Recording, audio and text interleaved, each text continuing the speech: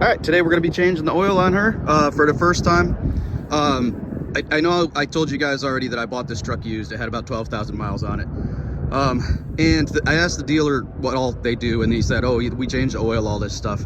Well, I looked at the oil life and it was only at 70%. So I'm like, man, I know you didn't do 30% of an oil change in test drives. So I don't really trust that. So I'm gonna go ahead and change it. We'll see what it looks like.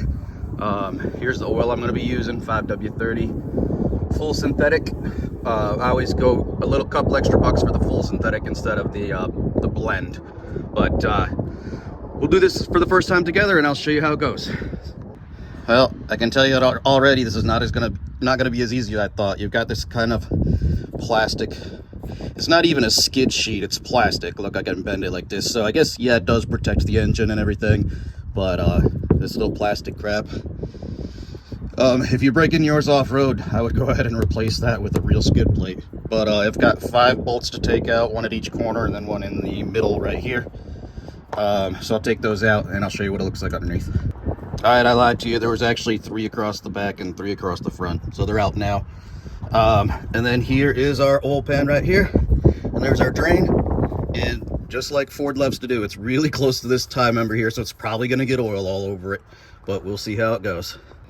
All right, it did get a little bit of oil on it right there, but the majority of it's going right past it, so we should be all right as long as the wind doesn't gust or anything. The oil actually looks pretty clean. It's got like an orangish, almost reddish orange, well, between orange and brown, I guess you would say. I don't know why it's more orange. You would think it would be more brown than that. Anyway, let's get this all drained out of here, and we'll change the filter next, and then we'll be all set.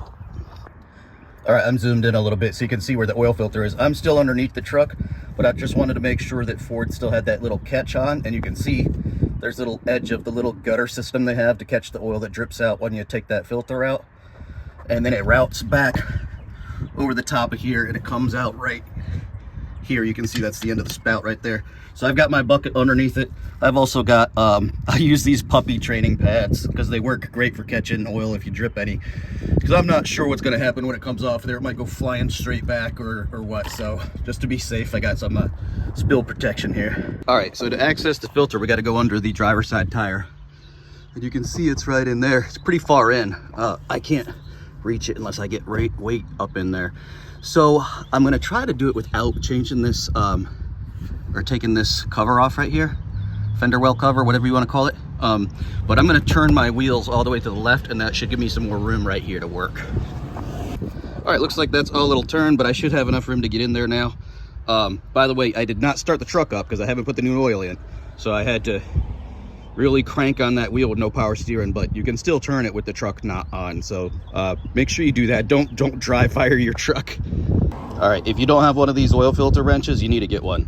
These little fingers open and close, but when you're going the direction to loosen, wait, am I going the right direction? Anyway, it should work, but when you're going in the way to loosen them, to loosen the oil filter, it tightens these little fingers and grabs it.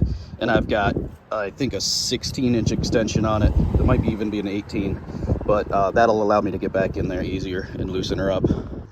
All right, I'm gonna have to see if I can get to it from the top. You can see it right down there in the middle of your screen, because trying to get this tool in here, I cannot get it. You can see I kind of dropped it down in there. But with this bitty opening, and you've got a brake line, I think, in there, and that's the steering column knuckle right there that's in the way. So I would have to get the tool on there and then somehow magically hold it in place while I stick my extension through this little hole over here. So that's gonna be a pain in the butt. So I'm gonna see if I can do it from the top side. All right, I got it from the top side. I've got it loosened right now. You can see it right down through there. Maybe the camera's not focusing on it, but it's down there, I promise you. All you gotta do is reach your hand right here and you can touch it right under there.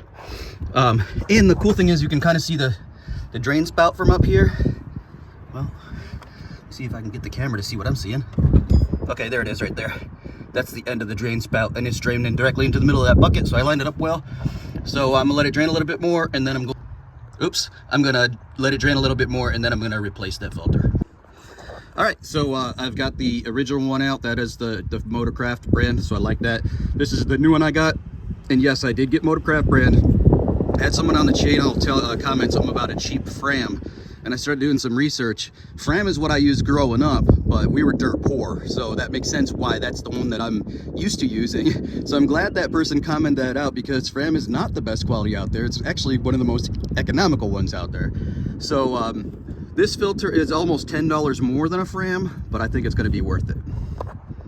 All right, I did forget to tell you, the new filter's installed, by the way, but did mean to tell you, I'm glad that the technician that put that filter on did not put it overly tight like they usually do, because this tool wasn't helping me at all get down in there. If you're gonna get a red, don't get this style right here. It's a piece of junk.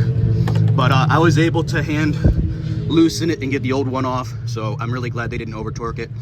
When I put these on, I put it until the seal just touches. You'll feel it bottom out, and then I do half a turn max.